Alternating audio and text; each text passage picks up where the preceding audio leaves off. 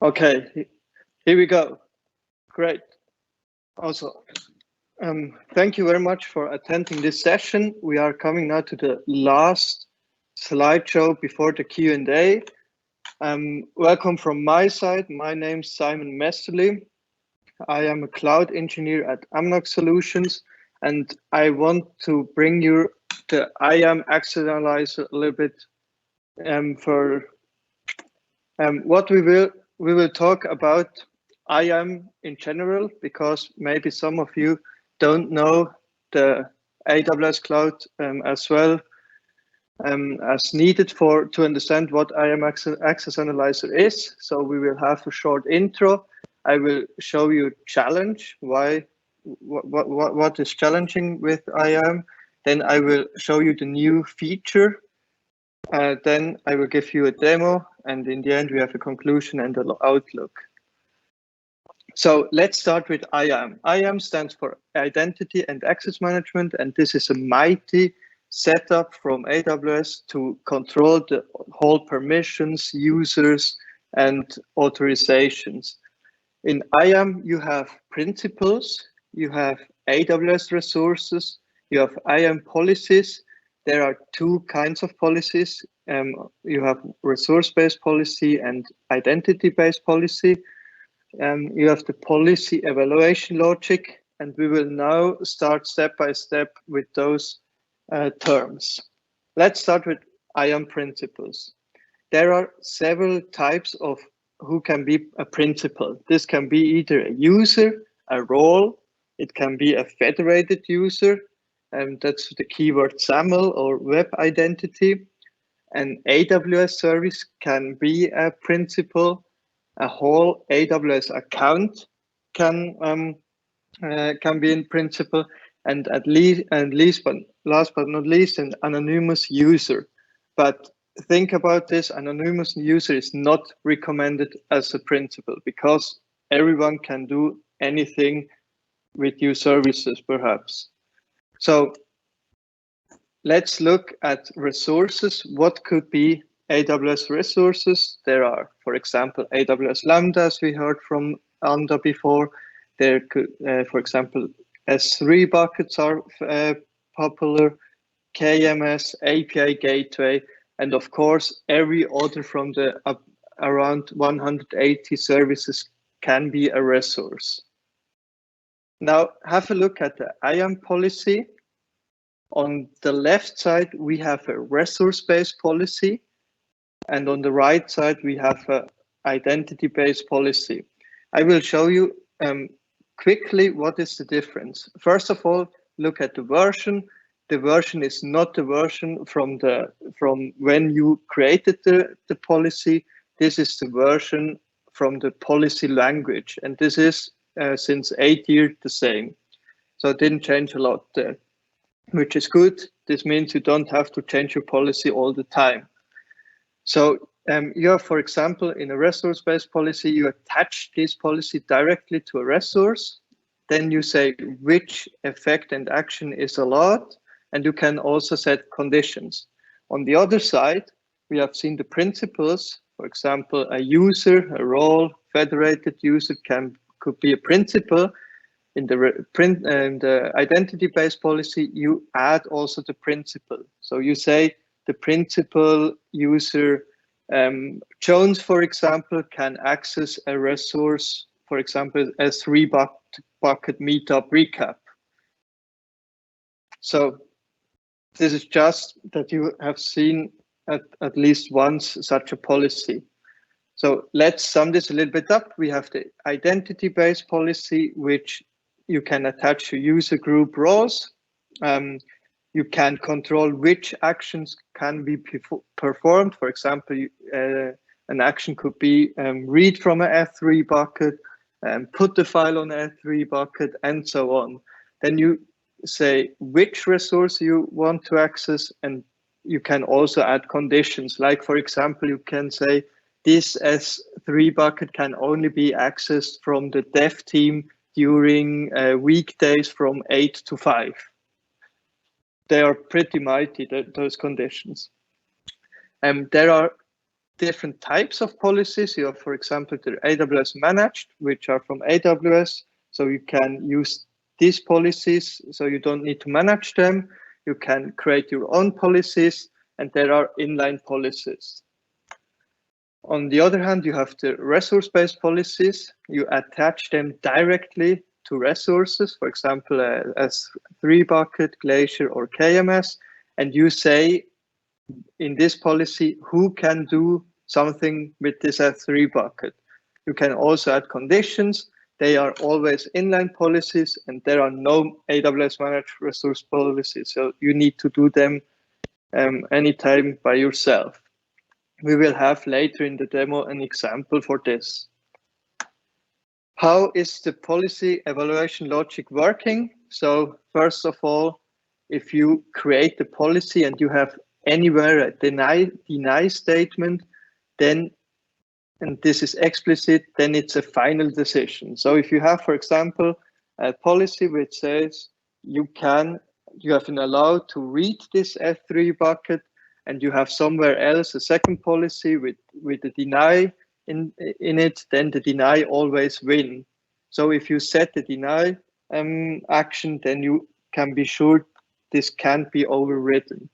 So if I don't want to go too deep into those different statements, but as you can see, there are a lot of boundaries until you have the final decision. You have a lot of possibilities, and this makes it hard to keep the overview about the policies and roles and all those stuff. And this is just for one account. What about if you have a complex environment with a lot of AWS accounts and a lot of organizations? For example, if you have a whole organizations, a lot of teams, which every team has a lot of accounts, you have shared accounts like a security account and so on, then it's quite hard to keep the overview about who has access to whom, because we learned, for example, that AWS account can also be a principal, that this account can, for example, go into the dev account and do something with the policy. So for this, we have the new feature called IAM Access Analyzer. Let's have a short overview about the feature. This Access Analyzer continuously monitors your policies for any change. So, for example, if a resource is public or cross-account, you can analyze S3 buckets, KMS keys, SQS queues, IAM roles. The IAM Access Analyzer is integrated in AWS services such as IAM, S3, and Security Hub. We will see this in a minute. You can also export your findings. For example, if you want to audit this or to store it somewhere, and it works with provable security. You can look up, there's a white paper about provable security from AWS, in which this is pretty good explained if you are more interested in this. And the best of all is it's free to use. You just activate it and you can start with it. And now let's do this. So let's consider this use case. You have a company, example, and example has a lot of AWS accounts. Now the employee Jones has the task to create a new S3 bucket with the proper policy. And we said to him, please create this S3 bucket with the policy which allows only from a specific VPC. VPC is a virtual private cloud network. So we want to say only resource from a specific VPC can access this S3 bucket. This VPC is in a security account. We want only that the security account can have access to this S3 bucket. And we want to, for a further security perspective, we want to allow only a specific IP range, which has /28 in the CIDR. And of course, we don't want the data leak to risk a data leak, so the S3 bucket must not be public. Now I want to demonstrate how this works. And this demonstration is like this, that you can, after this, also start with your own IAM Access Analyzer.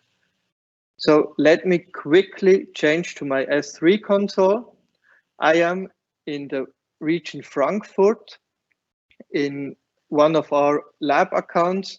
And now I am going to the IAM module, the Identity and Access Management module. Here I got a new tab called Access Analyzer. I click to this. And now the only thing which I have to do is to say create analyzer. I name this like this. You can also add tags if you want. Then I just have to say create analyzer.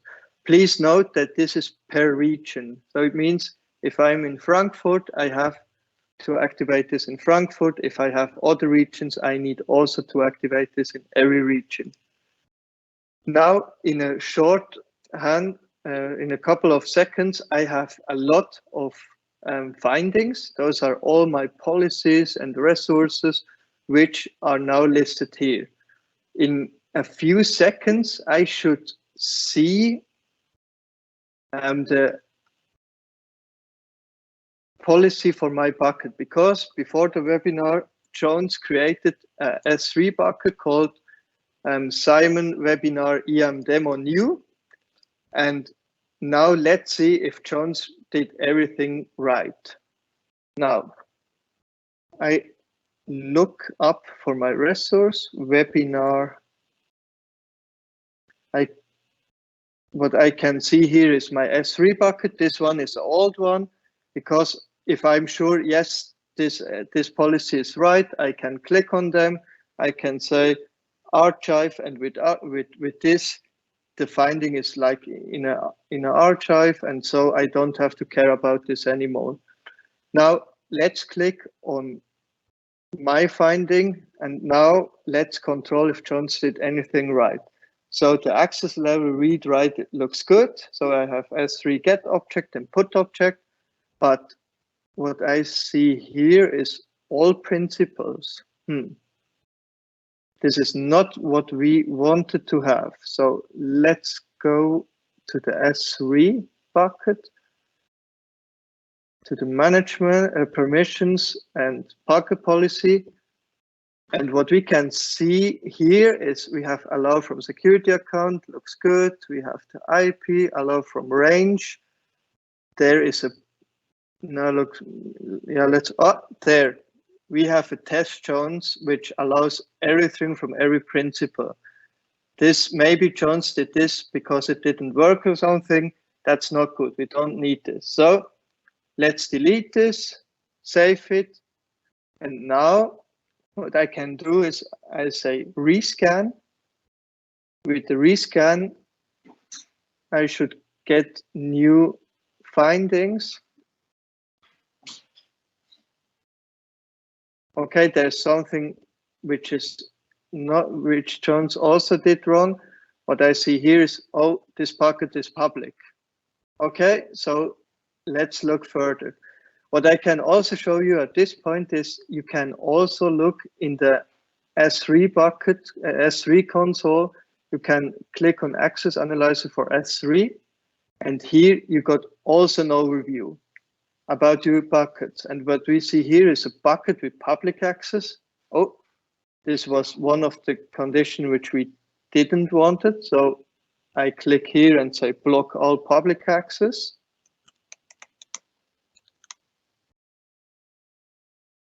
Because we don't want to risk a data leak. So I can actualize this and refresh this, and now we are safe to go. So what did this do? If I go back on my S3 bucket policy, which is, by the way, a resource-based policy, then it activated our block public access. Very good. Now there is something wrong with this policy, because it should now look a little bit other than this. So let's scan the policy again. So something changed, so the duration is a little bit longer.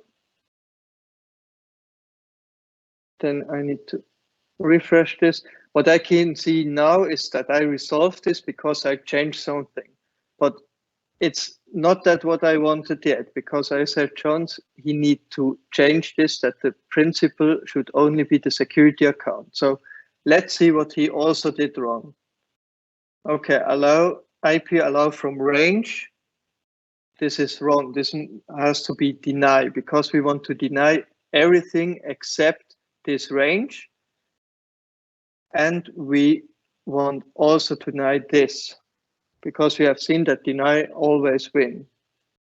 Okay, let's rescan it. Now we should have a little bit better view.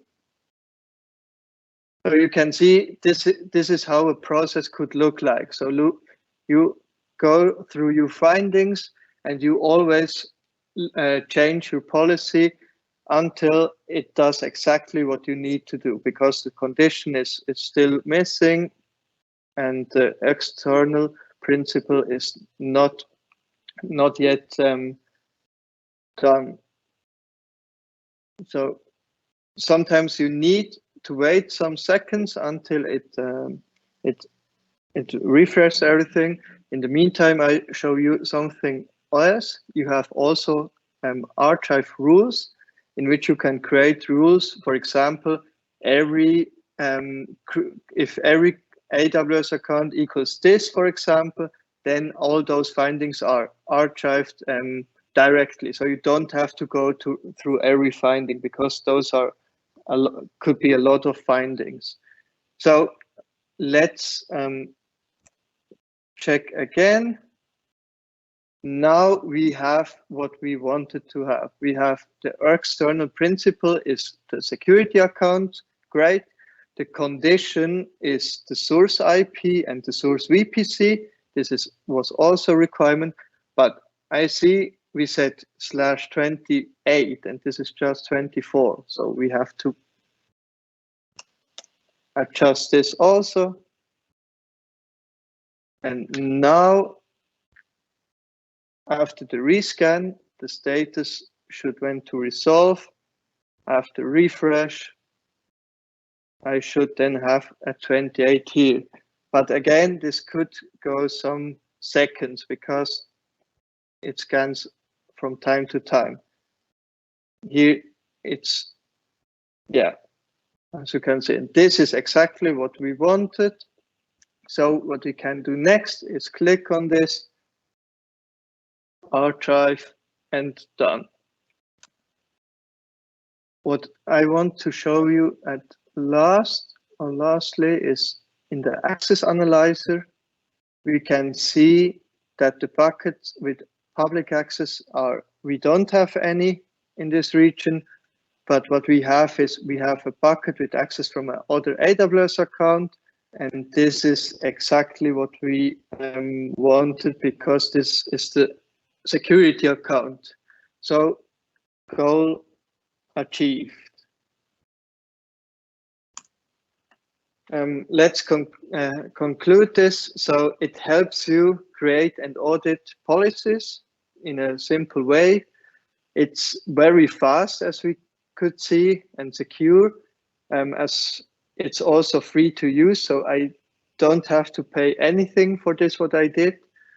And if you have an organization yet, then the feature for the whole organization is coming soon, that you can create those IAM Access Analyzer for the whole organization.